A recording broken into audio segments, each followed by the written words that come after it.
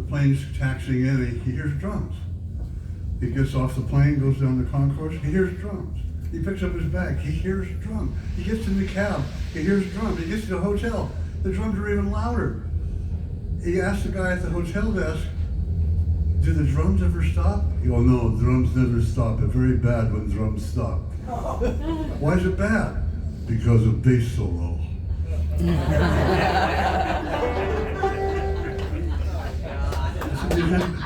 I'm here for the night, and that's about as bad as it gets. So it's I'm wrong. I'm wrong. I have people. Banjo on.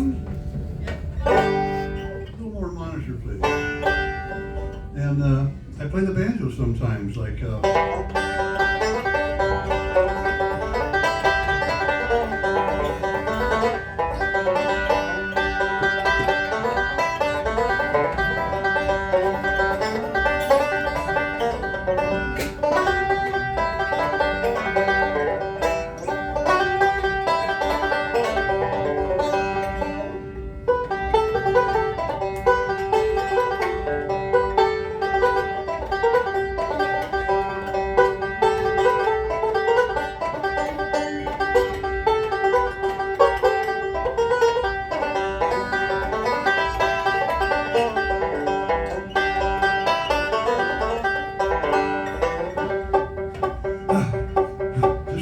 Boy, this is a nice group of people you got here.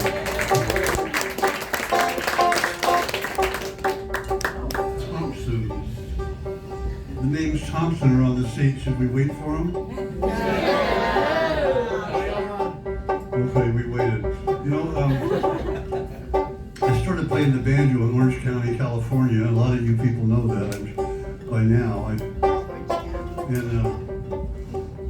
I wasn't weird. I was just a teenager with a banjo. I had a dog, and I had an East German Shepherd, actually. It was East German. It kept people in my yard. And I tried to figure out what to do with my life. And I went into the house one day to see what was on TV, and my parents were watching a show, and it had a ballad on it. And you might recognize the ballad.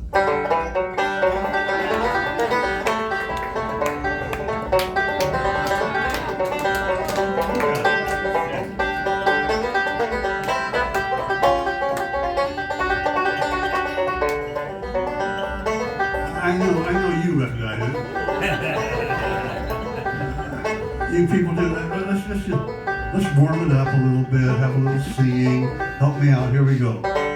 Listen to my story about a man named Jed. Yes. Born out near, barely kept his family fed. Then one day he was shooting at some food, and up from the ground came a bubbling crude.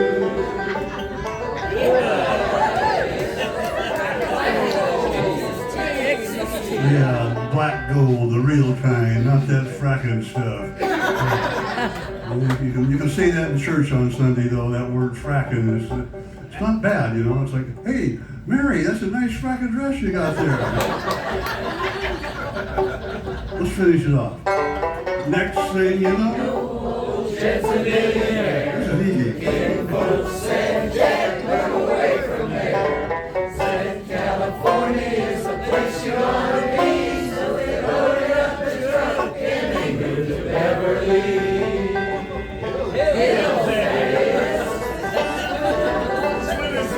Isn't that weird? Isn't that unusual? You all know the word. This happens everywhere. I check it out, and everybody knows all the words to that song.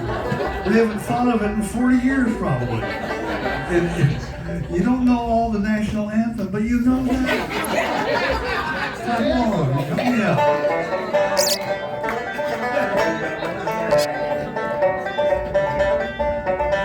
Well, you are. Louder.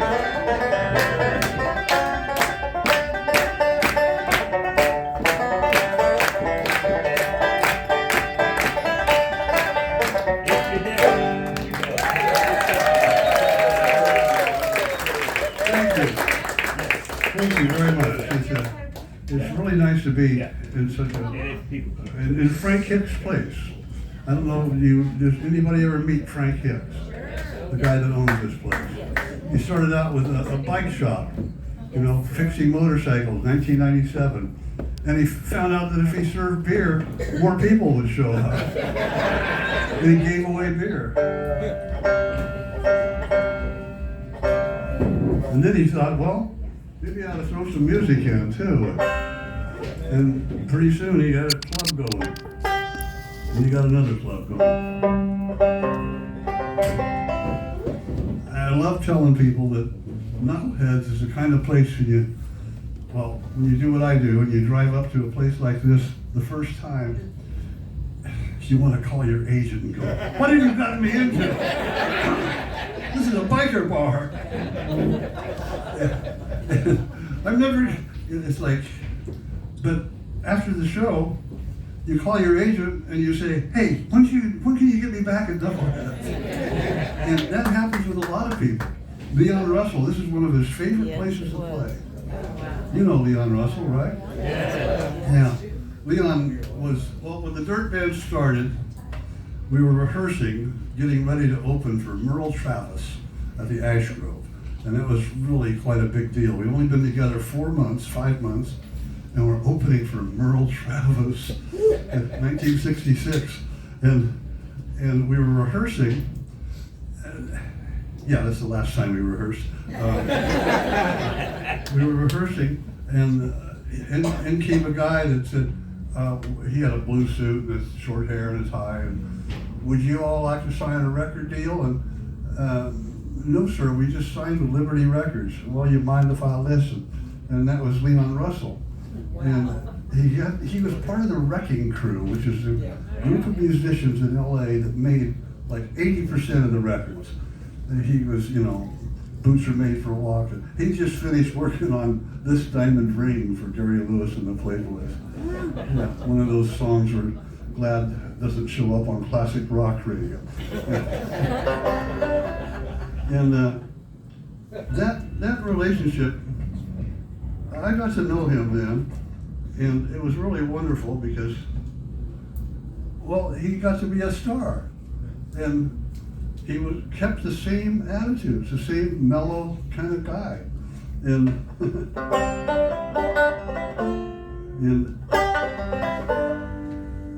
one time the Dirt Band was on the road. We were in Iowa waiting for playing at a county fair.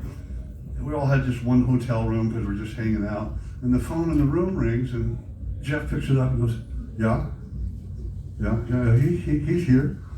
He goes, John, it's Leon Russell, it's for you. And he was a big star then, doing 8,000 and 10,000 seats.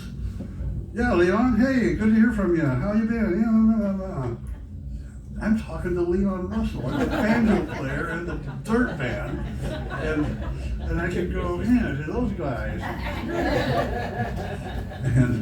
And yeah, sure, put him on. He wanted to put somebody on. I said, hey Jeff, who's Bill Wyman? He plays bass in the Stones. Why? Oh, I just wondered. Hi Bill, how you doing? Yeah, I'd love to play on your album. And thanks to Leon, I ended up playing on Bill Wyman's album, Monkey Grip. Of course, I had to tell my mom, don't get the album, Mom. The song called Pussy isn't about his cat. And it has some nice notes on it. My mom was a big Leon Russell fan. I mean, she just loved piano, and sorry, Mom, and his voice. She loved his voice. She went to see him at the Long Beach Arena one time, around 1977 or so. Oh, Johnny, I'm at the Leon Russell concert, and he's really good. Oh, he's so good. And when he plays the piano, oh, and you know how I hate it when people smoke? Everybody's smoking, and there's 8,000 people. And it doesn't bother me at all. Mom, when you get done with the show, go get something to eat. And drive home slowly.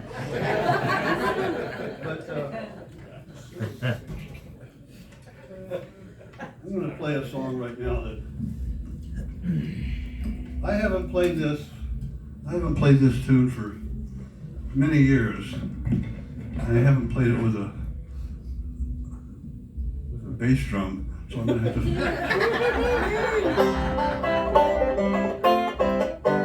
I went into that Bill Wyman session, and Leon says, "John, get your banjo and play Bill that classical thing." That's what he liked. This is what I played him.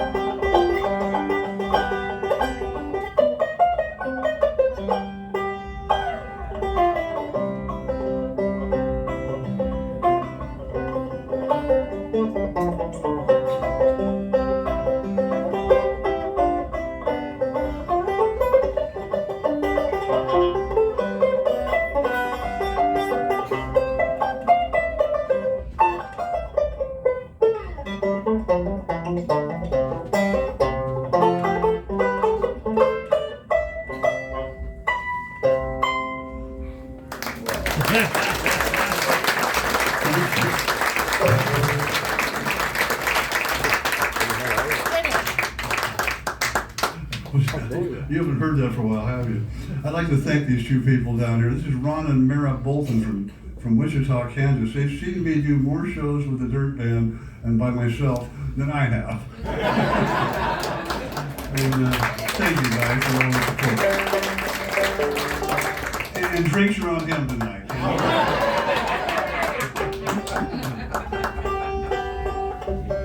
I'd like to, any questions?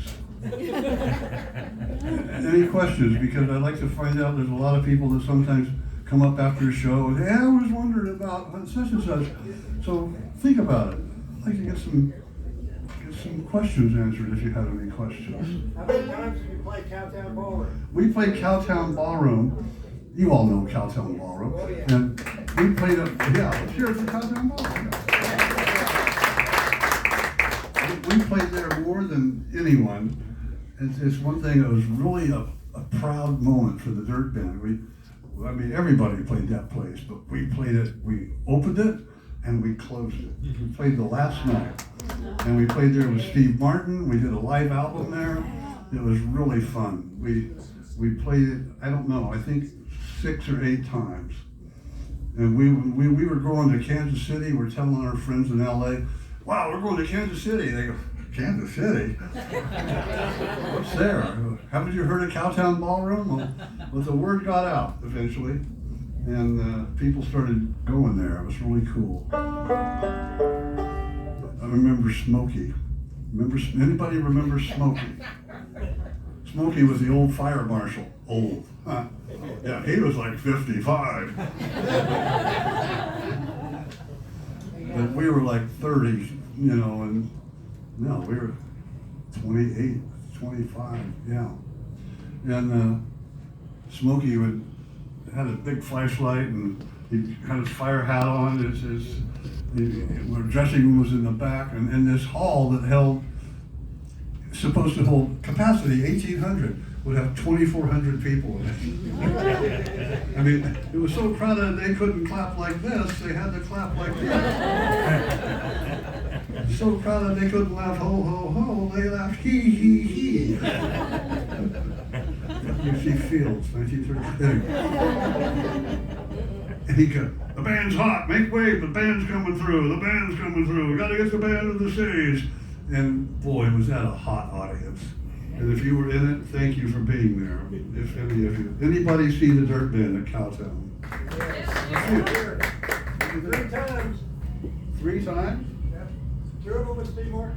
Yeah, oh, Steve Martin, that was fun. Love the encore. Steve would go out, and we do an encore with him sometimes, and he'd sing, Girl from Ipanema, but it was, you remember that? Tall and tan and warm and lovely, the girl with emphysema goes coughing. Everyone she coughs on goes,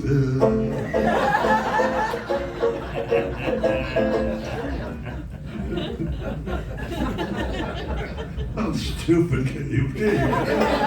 It works. And boy, it was really fun. And I think that's when I met the band Riverrock. Some of you know the group Riverrock? All right. Hey, you guys here? Riverrock guys? Upstairs. That's them playing right In the now. green room. They got a gig across the street. Well, You want me to go get him? well, here they Oh, here come. they come. Please make welcome to the stage, Paul and John Mumma, and Dan Smith.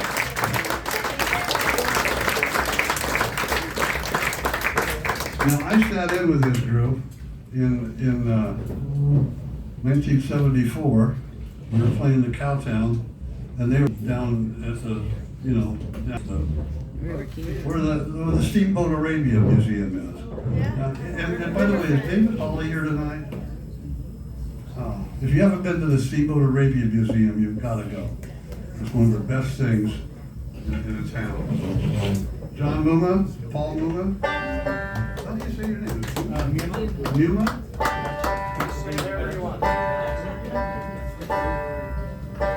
I went to their house during an ice storm, sat and pitched for a long time, till about 2 in the morning.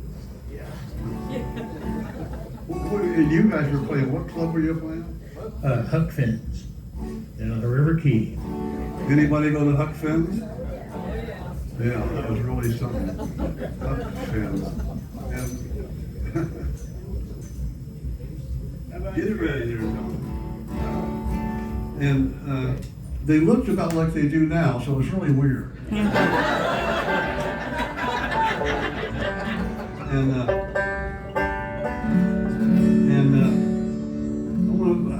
Let's start off with you playing the song, okay? Oh, sure, okay. This is a song that we were all trying to learn at the time. But Paul has finally learned it. Hit it, Paul. Black Mountain Rag from Doc Watson.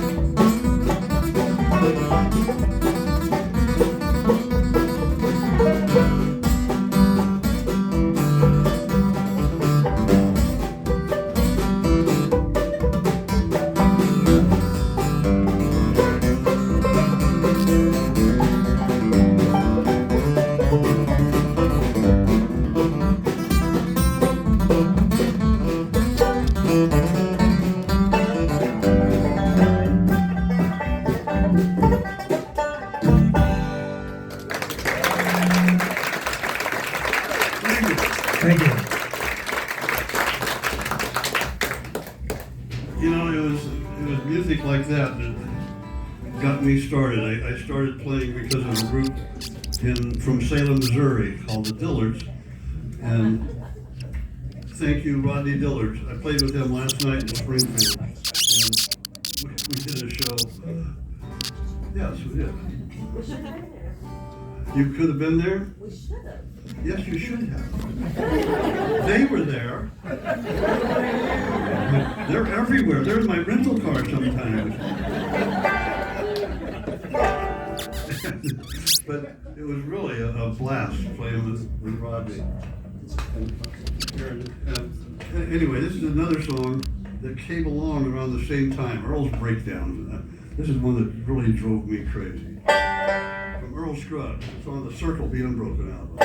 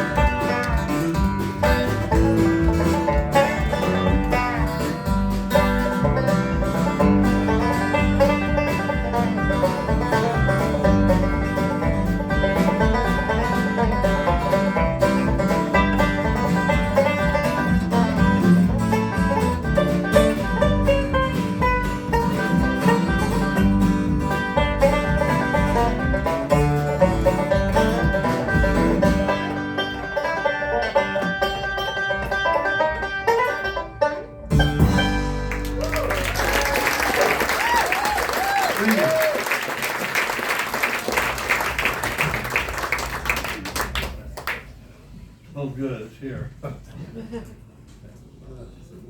my guitar was.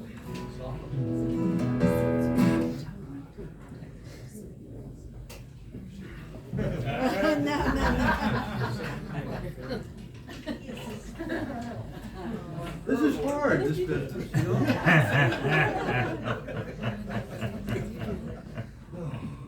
So, why do I have this on? Yeah, because I'm going to plug it in. The Dirt Band was basically a jug band. And I don't know if people know what a jug band is, but it's a group that doesn't really know music. We did a lot of strange, you know, just sit out on this one, because I just thought of a song that will explain that. And this is just going to play you part of this song that we recorded this in 1968. It was on the third album. The only other group to record it was in 1928, Paul Whiteman Orchestra. It was written by Dorothy Fields and Jimmy McHugh, and they were the Lennon and McCartney of their day. Give you an example of what things they wrote. They were working in New York, And one night they couldn't think of anything to write, and Jimmy McHugh says, let's go down to Macy's and look at the store windows. It was November, and the windows had just opened up. It was after Thanksgiving. And they're standing there looking at the Macy's windows, and this young couple comes up behind them who had just gotten married. And the lady said, oh honey, look at all that beautiful stuff. Look at that refrigerator, look at that. And she was oogling all the things on display, and he said, yeah, that's really good stuff, honey, but I can't give you anything but love. They looked at each other and said, let's go back to the office. They wrote I Can't Give You Anything But Love that night and got it into 2 plays that week, and it became one of their biggest hits. And this next song. You coming in? I'm thinking about it. Thinking about it? Should she come in? Yes. Do you have a wristband? I don't have a wristband. No, just come on in anyway. It's okay. We're waiting for Billy Idol.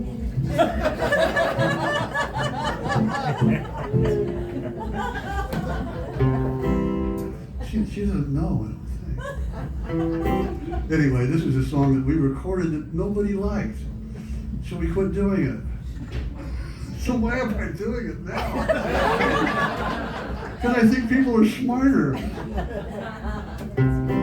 On the campus they try to vamp us with anything new, anything blue. My diploma is now in a coma, my studying too. Pretty near through. I found a new collegiate hop. Dance till I drop, I'll never stop. If you want to see what is getting me, I'll show you how to do. Collegiana, see how it's done. Easy as pie and lots of fun. You never have to study this muddy water hop. Louisiana, started at Yale, spread out to Princeton, Tiger Tail. Well, anyway, it was really Cornell, Dartmouth, and Pennsylvania, all got the mania and how. Isn't that clever? Yes. Knee-high to step to it, got lots of pep to it. Hear me, you're gonna burn up, turn up your heels, air your books, begin the fields. Got the new Hosanna, Collegiana reel.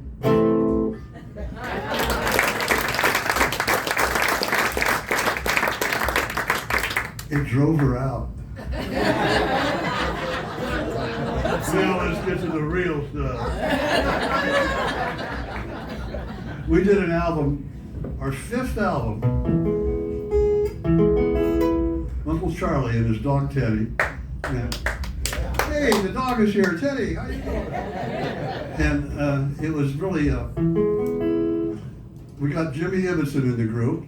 And you people know him if you follow the Dirt Band and follow that album. Jimmy Ibbotson, you can clap for him, yeah.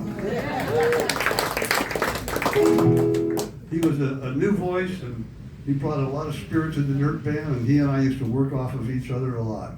And he sang this song on that album, Shelley's Blue.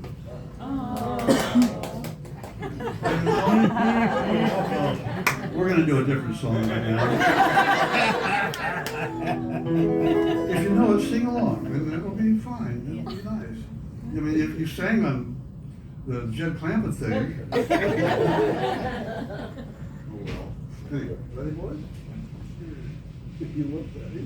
Yeah, trying to be. Let's see if they're ready. Yeah.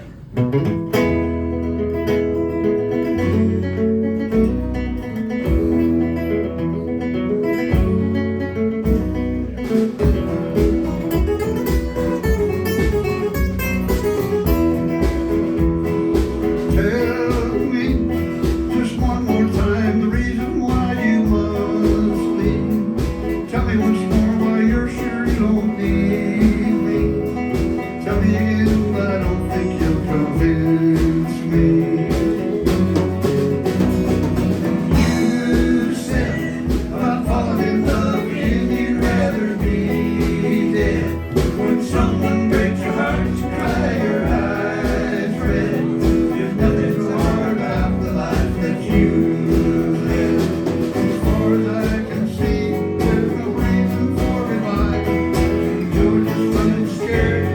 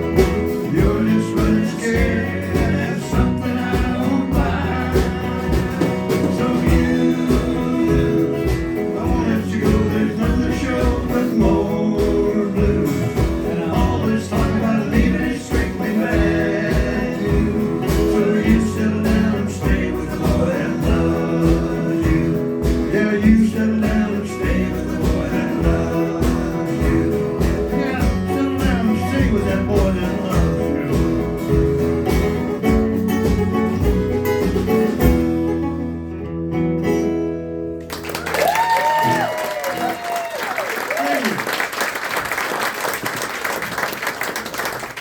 That was a fun record because it started off with the band. I should have used the banjo on that. I started it off with the banjo, and it was a minor hit. And it was followed by House at Pooh Corner, which we don't do.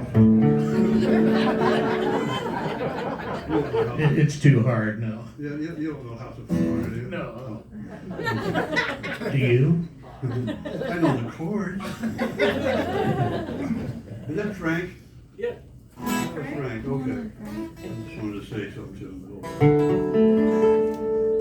Frank was such a nice guy. I was playing in Springfield and I wanted to see Frank Hicks and Knuckleheads, and he says, "Yeah, I'll put you in the gospel room," and it's really cool. This is it's a small room. It's nice. Played in there before, and anyway, the band was rehearsed. Well, we did rehearse again. That's right. We rehearsed for the Uncle Charlie album for 4 months, in 8 and 10 hours, 12 hours a day for 4 months, 6 days a week. And we had the album, the songs already, and Jeff came into rehearsal one day and said, "I heard a song on the radio last night that's perfect for me, about a guy with a dead dog." And Jimmy Edmondson goes, "I got that in my record collection in the trunk of my car." He'd driven a Dodge Dart all the way from Philadelphia to LA, and he made it. That was a miracle. But he went out to his record collection, and there was 145. That's a black disc with groove. And we know this, yeah. And it was a 45 of this song by Jerry Jeff Walker.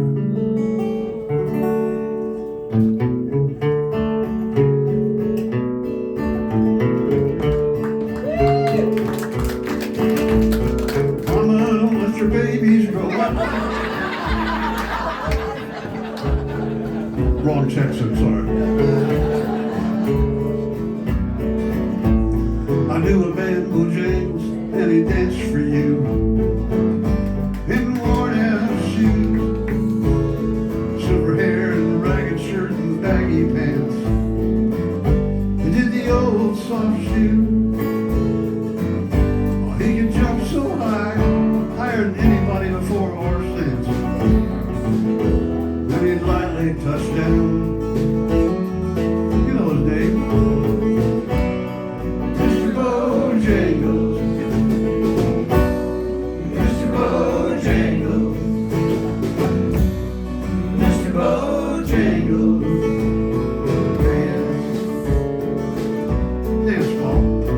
Mr.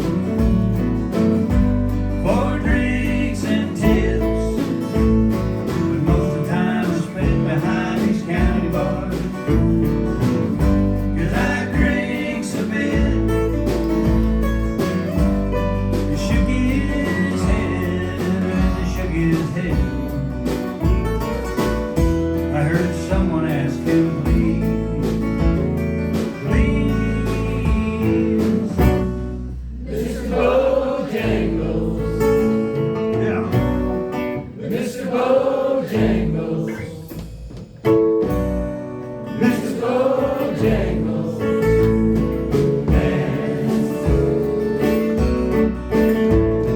I knew a man, Bojangles, and he danced for you. Thanks to Jerry Jeff Walker and the Nitty Gritty Dirt and people like the Mummas here. He danced for all of us.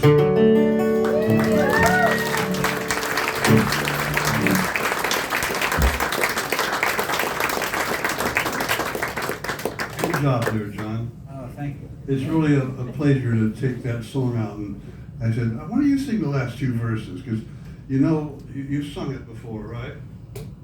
I think so. But that song meant a lot to so many people, like this girl right here. It really means a lot. It takes you back, and I was just really glad that it was on the record charts for 38 weeks. And at a time when records would last. Yeah, thank you. And we really wanted a top 10 record with that one. And we were out doing 200 dates a year in rental cars and stuff. We played Carnegie Hall. Well, it wasn't a hit yet. That's right. Yeah, because ABC in New York. Well, see, it wasn't going to make it to the top 10. It made it to number 15. Where's I was going? And the record company said, no, it's over. The next week it went to 16. I guess they're right. The next week it went to 13. Hey, maybe they're wrong. And we started saying, we're going to have a top 10. No, you won't. And you never heard anyone say, hey, we've got a top 13 record. So they said, ABC in New York isn't playing it. They said they're not going to play it. But you could play a certain Catholic girls' school in Lower Manhattan. Why? You see, Rick Sklar programmed ABC Radio. And if he didn't add a record to his playlist, Boston wouldn't play it, Quixie in Atlanta, and LS in Chicago, and a lot of the major cities wouldn't play it. It wouldn't make it to the top 10. So we're setting up at this girls' school on a Friday, the Catholic junior high girls' school for the lunch program. The things you do.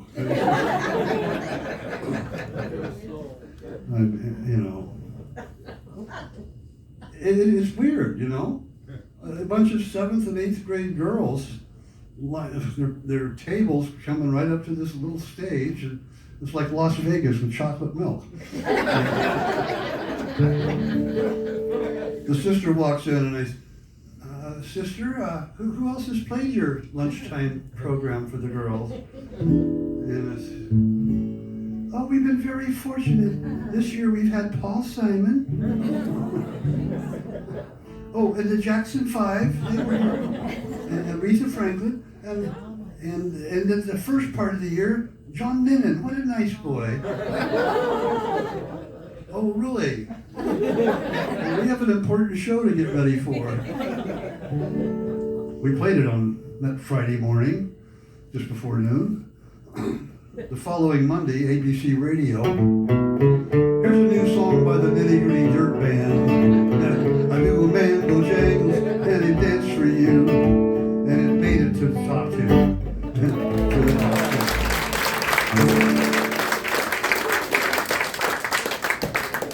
Thank you.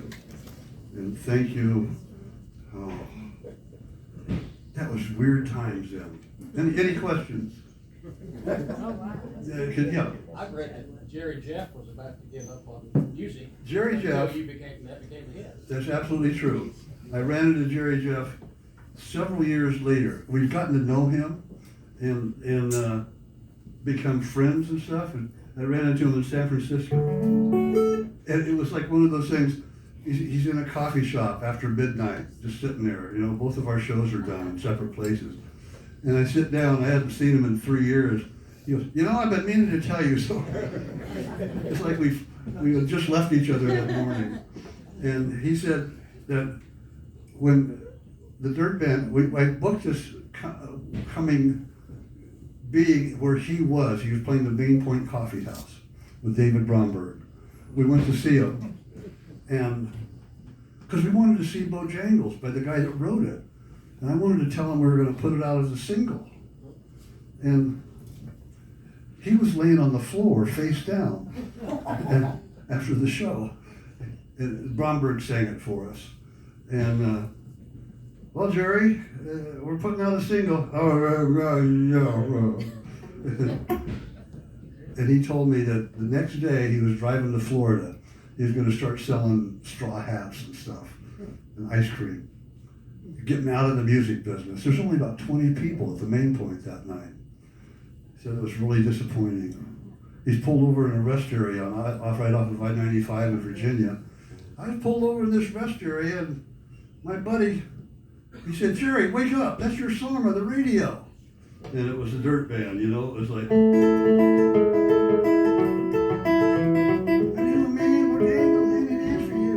and he turned it up all the way. He listened to it. He turned it to his friend and said, you want to go to Austin? He drove to Austin and never looked back. And that was really a neat thing to hear from him. That it really changed his life and ours. Had so many soldiers from Vietnam who we didn't know how to relate to, Vietnam veterans. You know, as hippies, trying to make it in the music business. And they tell us, that record made me feel at home. That made me feel like coming home. That made me feel at home when I was here. And I started talking to them. And if there's any veterans here from Vietnam, welcome home. I mean, they went through horrible things. I went through playing county fairs and stuff. I'm like the Bojangles dog. County fairs. What else we got? Let's see. That's what I am.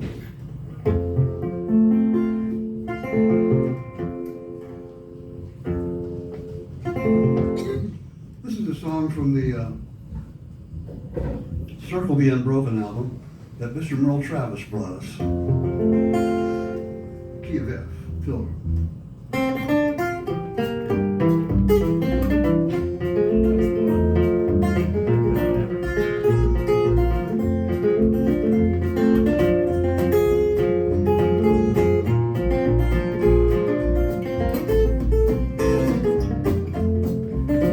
I am a pilgrim and a stranger, traveling through this wearisome land. I got a home in that yonder city, good Lord, and it's not made by man. Well, I got a father and a brother who have gone to that sweet home. I just pray that I can go and see them, good Lord, over on that other shore. Get it, Paul.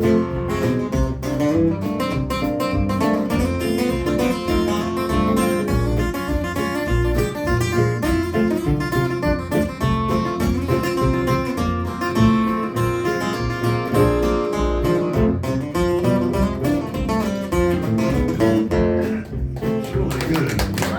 Thank you. And I go down to that river of Jordan, just to bathe my weary soul. If I could touch but just the hem of his garment, good Lord, I believe he could make me whole. Now when I'm dead, laying in my coffin, all of my friends, both of my friends, all gathered round. They will say that he's laying there sleeping, good Lord, sweet peace. His soul is found. Yeah, I am a pilgrim and a stranger, traveling through this wearisome land. You know, this is not a wearisome land. It's Mr. Travis had never been been to Russia. And the Nitty Gritty Dirt Band was the first American group to go to the Soviet Union. We played 28 sold-out shows. And it was really an experience. It was like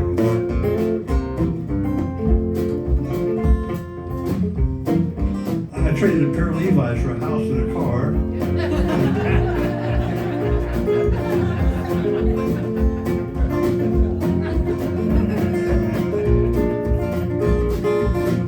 Well, yeah, I am a pilgrim and a stranger traveling through this wearisome land. Let's jam it.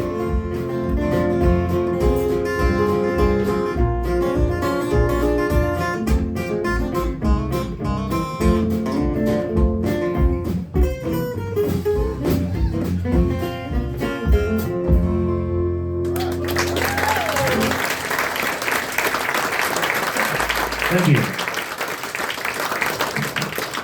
Thank you very much. Let's do Acoustic Traveler, because this is a song of mine that I recorded on an album called Made in Brooklyn.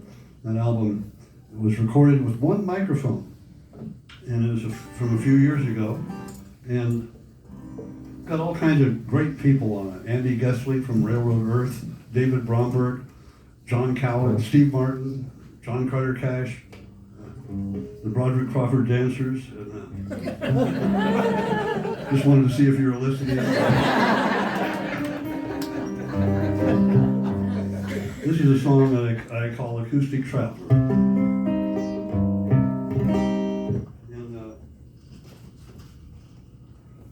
I'm going to sit down.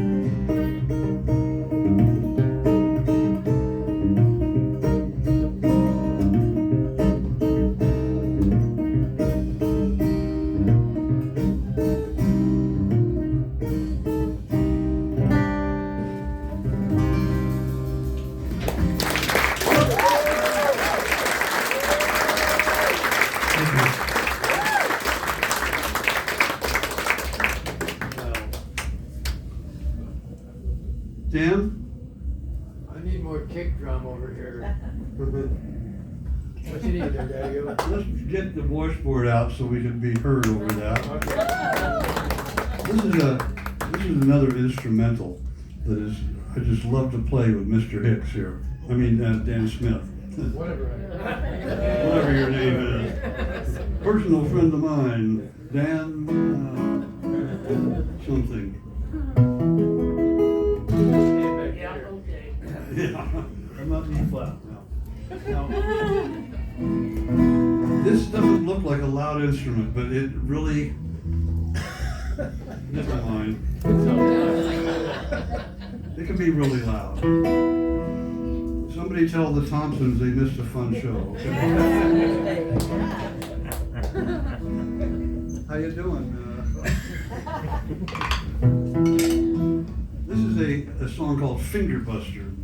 And I'm kind of getting ready. Ready, boys? Turn this way. No.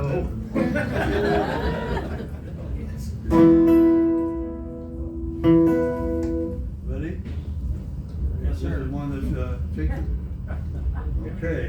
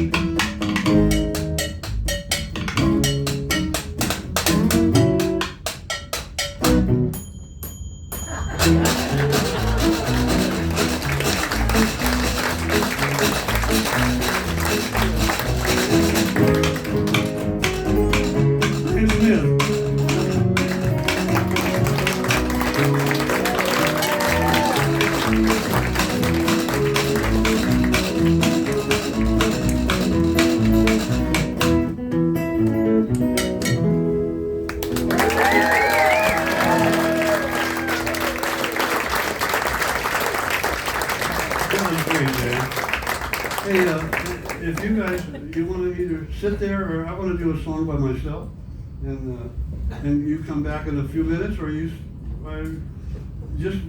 I'm so confused. Yeah. You'll hang with those hippies back there. Come back. Oh, yeah, we could sit in the Thompson's chair. Except there's only two of them. Thompson's the name. Dan. They call me CS for short. Oh, you're the Thompsons, right?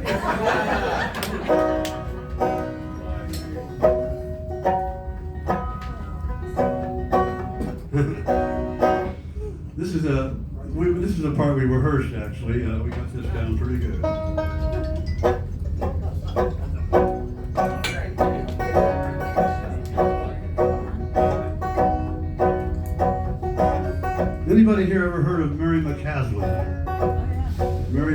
Evelyn the folk singer? No way. She sang folk music her whole life. She was a friend of mine, and I used to play with her out in L.A. And she wrote this song, a fine song. The first time I laid eyes on him was the year of 71. He looked about that old to me, had a banjo and an old gun. Went out to California, left his Ozarks far behind. Did anything he could, or whatever he could find, went to breaking the horses. Became a singing cowboy. It was the highlight of his days. Played the dance halls round the valley, in the town with the lights ablaze. And he loved to tell his stories he remembered from his past, about his days in old Missouri, and the wild times in the West. In another day,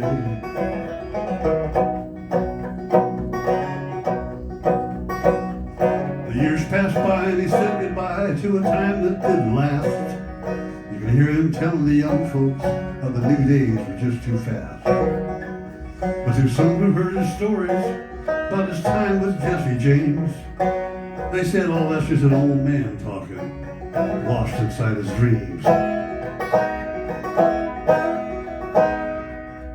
He loved to tell the stories he remembered from his past, about his days in old Missouri and the wild times in the West.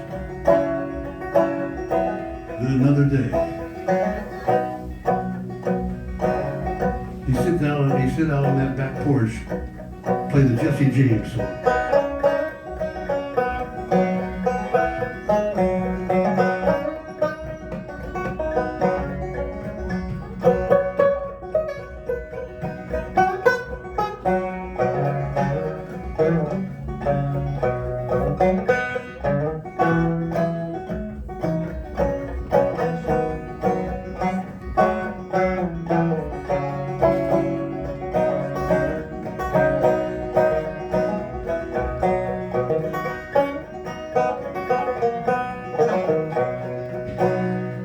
I took his banjo from him once and played Soldier's Joy.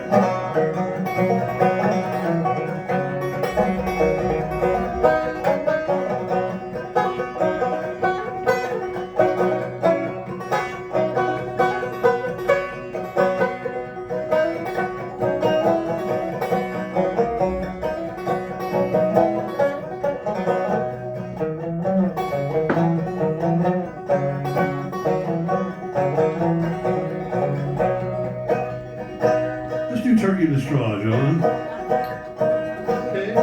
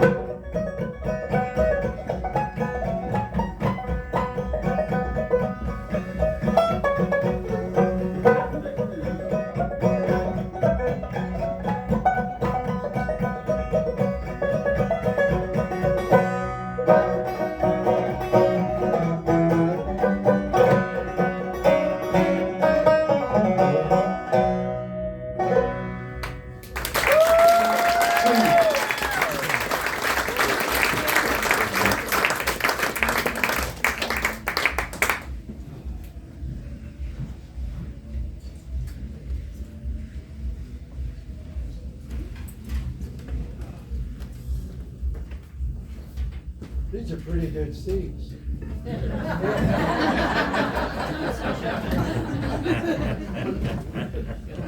I lucked out.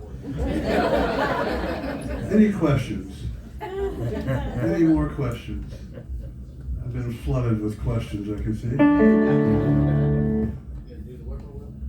Would you like that? I could, but I have a question. no, we fiddle. I have a question, Judge. At the Cowtown, when you played with Steve Martin, I'm sorry? at the Cowtown, when you played with Steve Martin during the encore, there was a time when you and Steve, I believe, stood together and one person played the other person's frets while the other person strummed the guitar. You Oh, strummed no, the yeah. banjo. We played each other's banjo. How the hell did you do that? It was very simple. We played Foggy Mountain Breakdown on each other's banjo's neck. Standing next together. I was reaching around to his neck and he was reaching mine. And we basically played the same thing. So it was, as long as we did the same thing, it was okay. It was amazing. Yeah, it was really fun to do that. I got that. That was an old showbiz trick.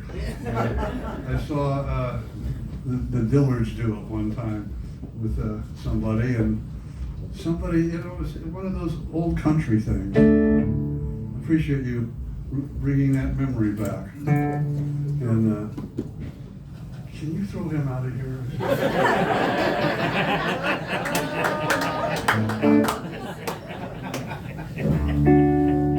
Any other questions? Yes, sir. What kind of guitar is that?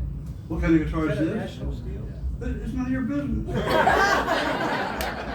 This is a metal national guitar, and I got it. It's in a D tuning, which means that it's a chord, tuned like a open chord, so you can.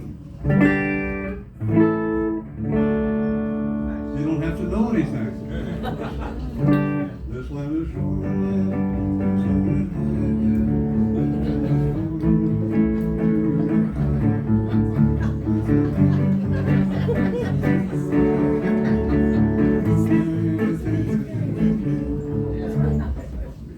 It's like, it's kind of fun. It's what the farmers used to use when they didn't have time to practice and they learned chords and stuff. And it's, I used this tuning on a dirt band song, Long Hard Road. Do anybody remember that? Long Hard Road? Don't shake your head so loud. Yeah, and I started it off in D tuning with like, just like this.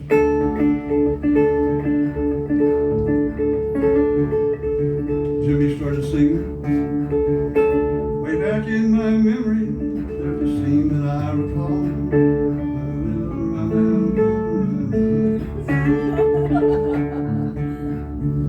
I knew when he was singing that song, when I was playing the guitar, it sounded like it was coming out of the radio. His voice was magic to me. It was our first #1 hit, 17 years it took. And this is some of the music that I like to play on this guitar.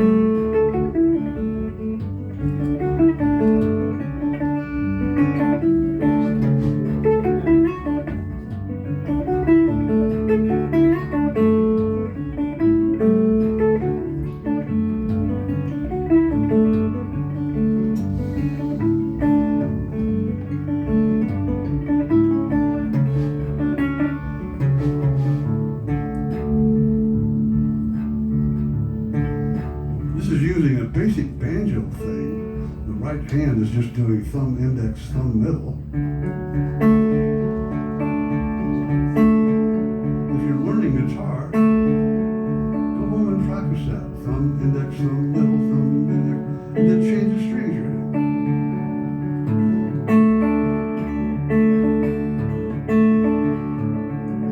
An idiot can do this. I can do it. Here's a little something that goes with that.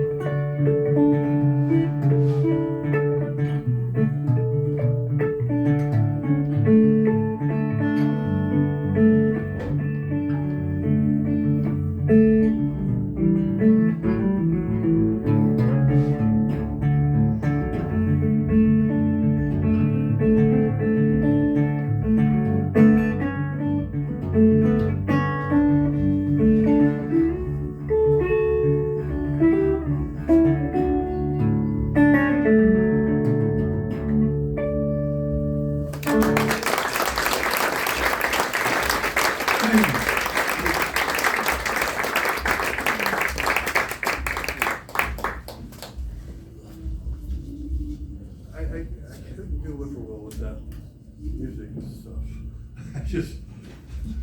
It's unsettling. Guys, why don't you get up here? Let's do some, make welcome the Mummas and Dan Smith.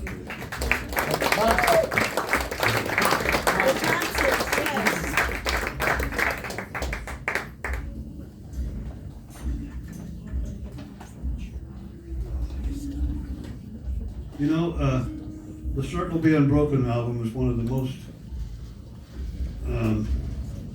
was really a gift to me. When Earl Scruggs was playing a club in Boulder, Colorado, this was, some of you might know, this was months after he first came to see us in Nashville, and he brought his whole family. Well, Gary Scruggs brought him, and Gary had taken Earl and Uncle Charlie album and played him some of the cuts, and Earl said, "I'd like to go see those boys," and I was just astonished by that.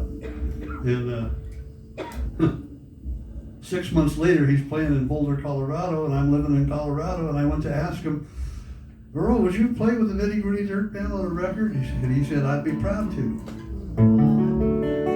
And that was exciting. The next week, Doc Watson was playing the same club, and I said, "Doc, we're making an album with Earl Scruggs." That was a little arrogant. We weren't making an album. We were just, he said, "I'd be proud to." And it led to Earl, my brother and I got him to get Maybelle Carter. "Earl, do you think you could get Maybelle Carter?" He called the next day, "Maybelle wants to do it." Okay. And my brother then got Merle Travis. He was in LA, and "Earl, can you find some fiddle players?" He found a man named Vassar Clements. Yeah, well, nobody ever heard of Vassar Clements yet. They didn't have album credits. I didn't know Vassar was on a Bill Monroe record that I loved, and Jim and Jesse, and Jimmy Martin, and all that. In fact, when Earl told me, I found one man to do the whole job. I says, "One? What's his name?" He says, "Vassar Clements." And that's a weird name if you haven't heard it before, right? And, well, can he handle it all of it, Earl? And Earl Scruggs said, "He'll do." And we all know now that he did. And that album is in the Library of Congress and the Grammy Hall of Fame. Well, thank you for doing it. And accomplish with it was getting Maybelle Carter in the studio. Because she had a song called Keep on the Sunny Side. It went like this.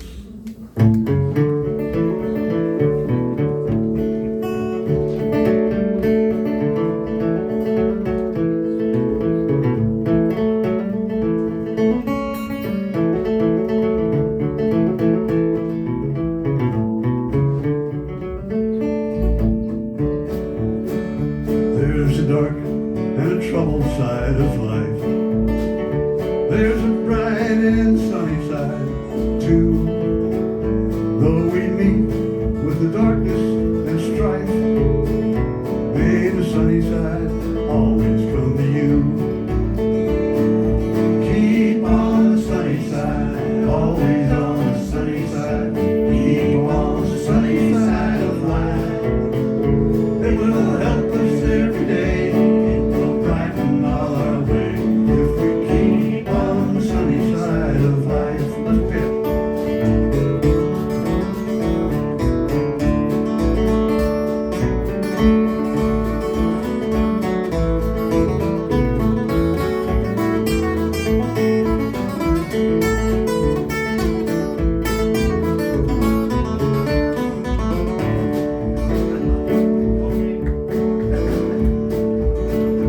Oh, the storm and its fury broke today, crushing hopes that we all held so dear. Clouds and storms, in time they'll pass away. The sun again will shine bright and clear. Keep on the sunny side, always on the sunny side. Keep on the sunny side of life. It will help us every day. It will brighten all our way if we keep on the sunny side of life. Play it one more time.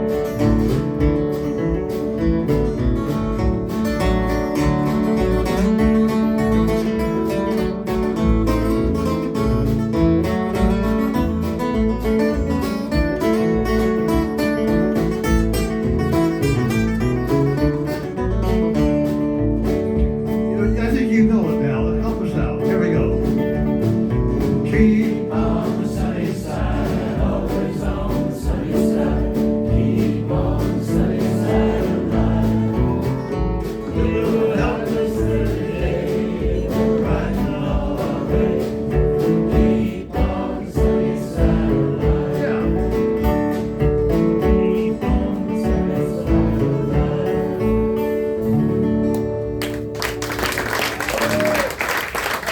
How about these guys? Good job, man. Well, I mentioned Doc Watson was on this album, and that was one of the nicest things about it. Let's do that Doc Watson song we rehearsed. We played it half. We'll see how the other half comes out. It is,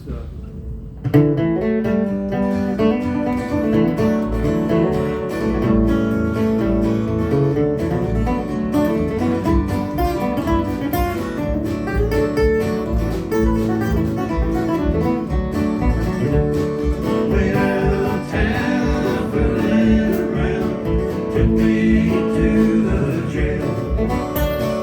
Oh, me and so mine, ain't no one to go my bail. Let me tell you.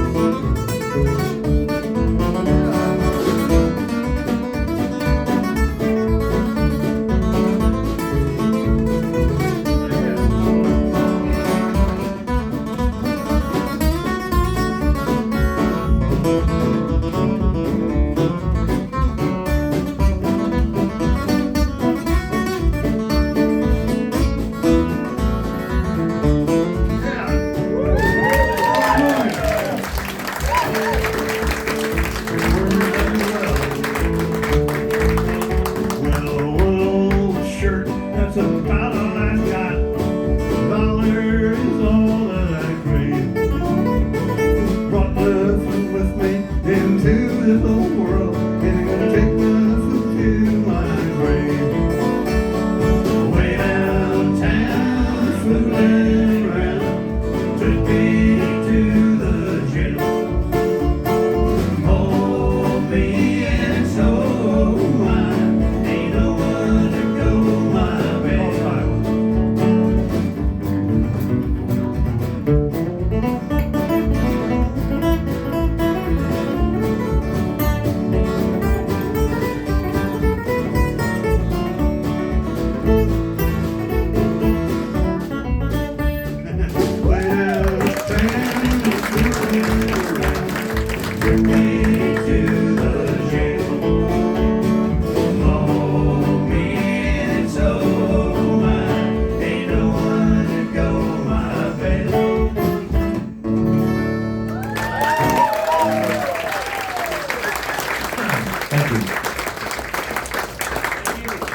Having fun over there? Yeah.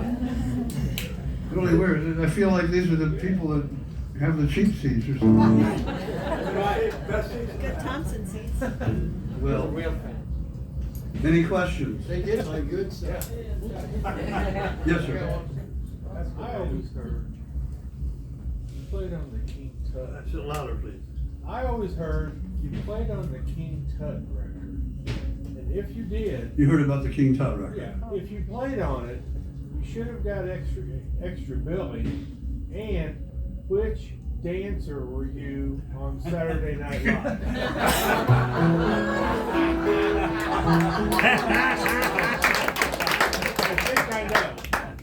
I think I know from watching. What? Which dancer you were. Which banjo I used? No, which dancer you were on the show. Well, we were the Two Uncommons on King Tut. I mean, that was a name. We had to have a name. You know, it couldn't just be Steve Martin, so it was Steve Martin and the Two Uncommons. That was at the time when, you know, people thought cocaine was part of the food group. And it was so sad. I didn't do cocaine. I didn't do any drugs. I couldn't understand it. What? I had 6 kids. I couldn't. Okay, you know, I had to go on the road then just to make money to buy diapers, and now I have to go on the road to make money to buy diapers.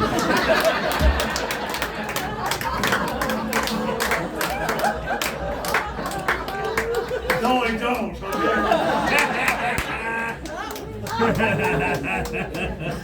But the story, you want to know the story of King Tut, the record? Okay, one person does, I'll tell you. King Tut.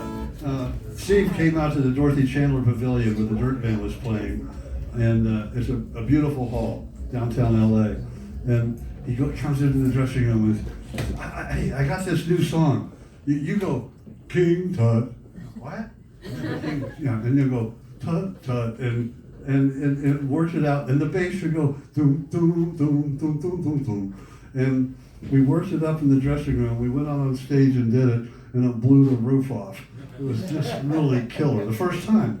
And then a week later, we were in Aspen, and my brother managed Steve, produced his movies, produced his albums, all except the last one, the first bluegrass one, which I produced, in 2010, The Crow. And it was King Tut.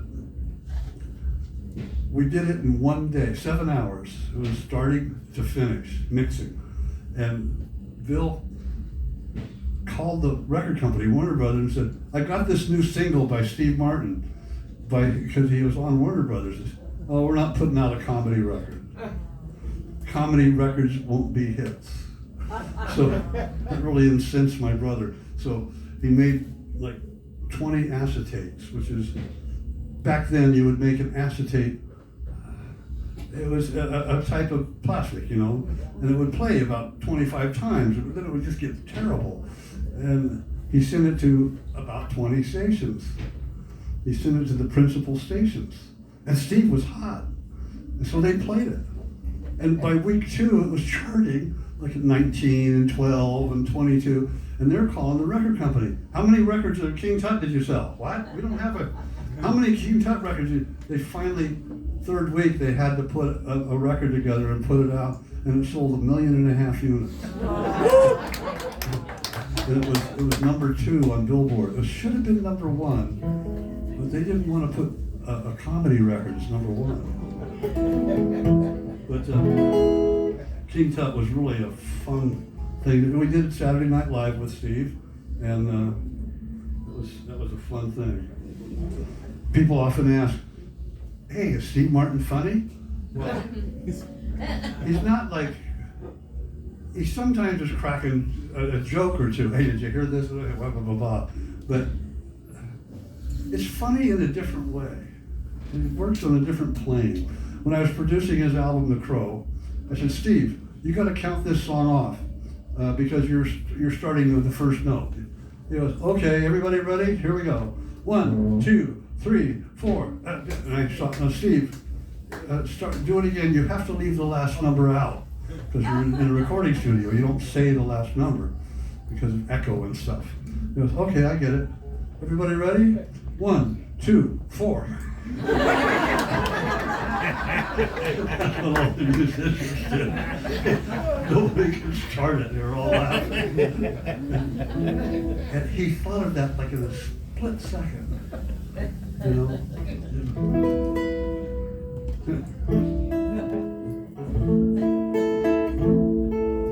And I have a book that I've written about things like that things like playing at Mickey Mouse's funeral. That sounds weird, doesn't it? Well, I got a call one night from a lady with a really high voice. She goes, "My husband just died and I wanted to know if you'd play at his funeral." I said, "Well, what did your husband do?" "Well, for 35 years he was the voice of Mickey Mouse." What an honor, you know? Mickey Mouse died, and the guy that did Mickey Mouse for 35 years. And I say, "Well, what do you do, ma'am?" And she goes, "I'm the voice of Minnie." Yeah, sure. Well, she was.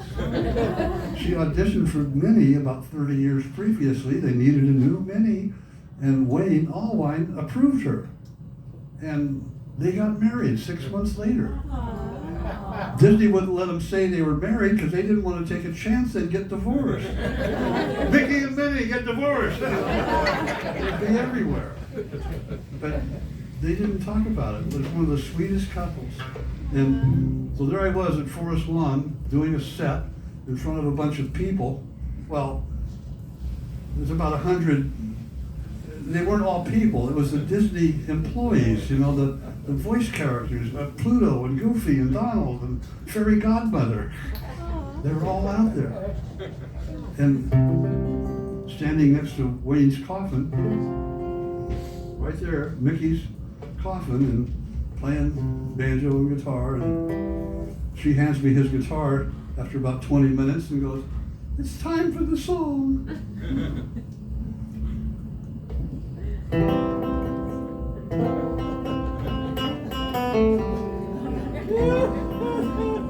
You know the song? Yeah, sure.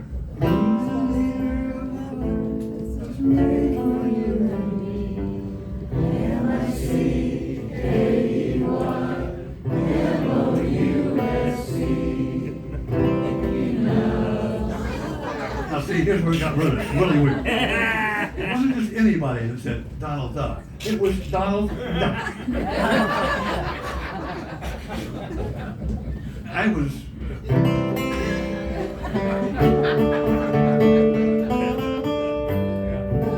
Now here's where it got even stranger. I'm standing next to the coffin. She walks up to it. It was time to say goodbye. See you real soon. Why? Because we love you.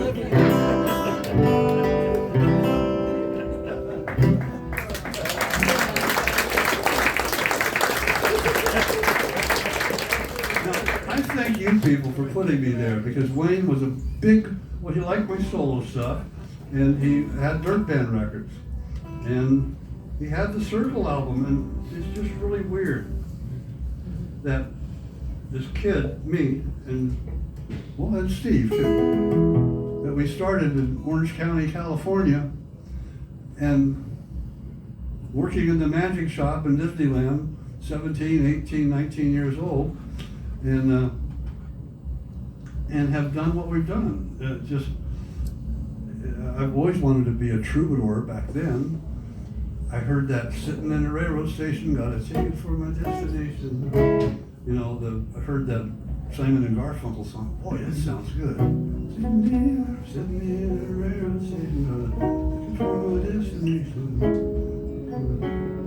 Homeward bound. And it happened. Huh. Recorded as Roy Acuff. Yeah, any questions? Anybody want to ask anything? Yes, sir. Or, I knew it was kind of a chicken and an egg thing. As a young guy back in the hippie days, I had never heard the expression nitty gritty until I can remember looking in a record store and seeing your album. Didn't know what it meant, and then all of a sudden everything was nitty gritty this and it's the real nitty gritty and all that. So did you guys popularize that expression, or which came first? Not really. It just seemed, you know, here's how the name came up. One guy said, oh, let's call it the Dirt Band. Another guy said, let's call it the Nitty Gritty Band. Well, how about Nitty Gritty Dirt Band? Okay. That was it. But I mean, that expression, after you guys came on the scene, it seemed like nitty gritty came on the scene too. Well, we were from California, so we got nitty gritty a little earlier than you. It was a popular phrase. You get down. Let's get to the real nitty gritty, meaning the basic of it, you know. And but thanks for asking. Okay. Thank you for clarifying. It took us a while to live it down or to make it work, because when American Dream was a hit, you know the song American Dream? Voila, an American Dream, we can travel, girl, without any means. Well, the radio never identified it. They didn't want to say nitty gritty. That was a Nitty Gritty Dirt Band. It was 1979 when that record was out. It made it to number 8 or 9 on the pop chart. They never said who it was. Everybody thought, oh, that's America. Oh, that's Jackson Brown. Oh, that's whoever, you know. To them, saying Nitty Gritty Dirt Band was like saying 1910 Fruit Gum Company. You know, but if you say it fast enough, Nitty Gritty Dirt Band, it kind of comes out, and it doesn't sound as silly. What was funny is we changed it to the Dirt Band. Well, they voted to change it to the Dirt Band in the late 70s, the other guys. I was the one guy saying, you're going to throw 12 years of marketing out the window? And they changed it back after the 3rd year because we're getting on an airplane. And the stewardess said, everybody's walking, you know, at 8 in the morning, getting on a plane. Oh, you guys in a band? You look like you're in a band. And Jimmy goes, yeah, the Dirt Band. Oh, and she said, I used to like a group called Nitty Gritty Dirt Band. Anything like that. That night, it changed back. It's funny, you know, you get this, everybody called it the Dirt Band, around it, inside of it, and doing it. But the guy stocking records at the record store didn't know the Dirt Band was the Nitty Gritty Dirt Band, and it was country, it was whatever, and they didn't get stocked. Anyway, it was that brings us to this song. This album, Will the Circle Be Unbroken, was a magical thing, and it came together. It was recorded 2-track, did 36 songs in 5 days, and it was wonderful. Everybody was ready. And my brother was a photographer and the record producer. And he produced Uncle Charlie and he produced the Circle album. And he took photos of everything. And I have the book with me that I've just put out called Will the Circle Be Unbroken? The making of a landmark album. Every photo, 150 of them, have stories of what's going on in them. And people have told me it's like being there. It's like having a documentary of the album or something. And I just wanted to tell you about it. They have it for sale out there. And this is the last song we did on the album. Roy Acuff finally came in the studio on that 5th day, and we started this one.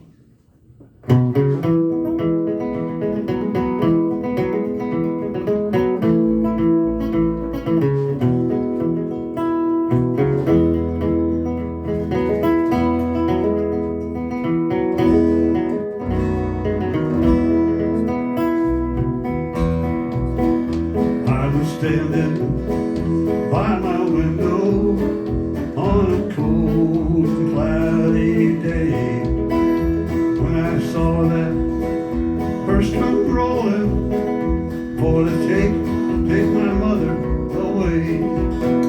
Will the circle be unbroken by and by, Lord, by and by? There's a better in the sky, Lord, in the sky. Undertaker, would you please drive slow? For that body that you're carrying, well, I hate to see her go. Will the circle be unbroken by and by, Lord, by and by? There's a better on the way in the sky, Lord, in the sky. Play.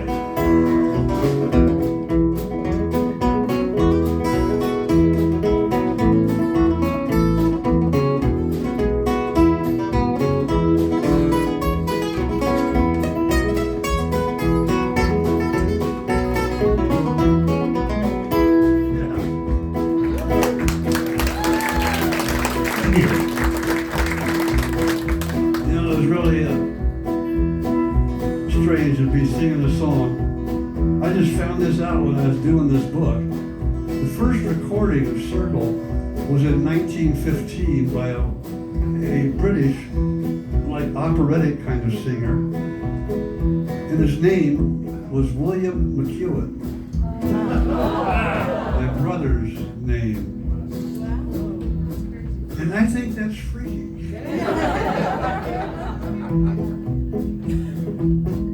Bill didn't know that. He died a couple years ago. And when I was writing this book, and E-W-E-N, but instead of E-U-E-N, it's William Mceuen. Help us out with this. Will the circle be unbroken by and by, Lord, by and by? There's a better on the way in the sky, Lord, in the sky. Let's hear you.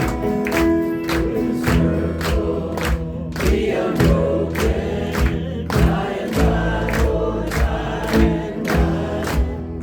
There's a better on the way in the sky, Lord, in the sky.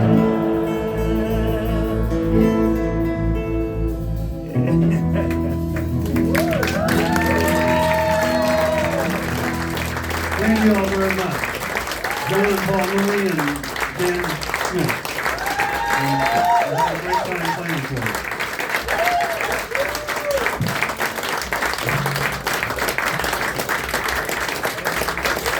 Thank you. If you want to hear that stuff out there, I'll be glad to find it.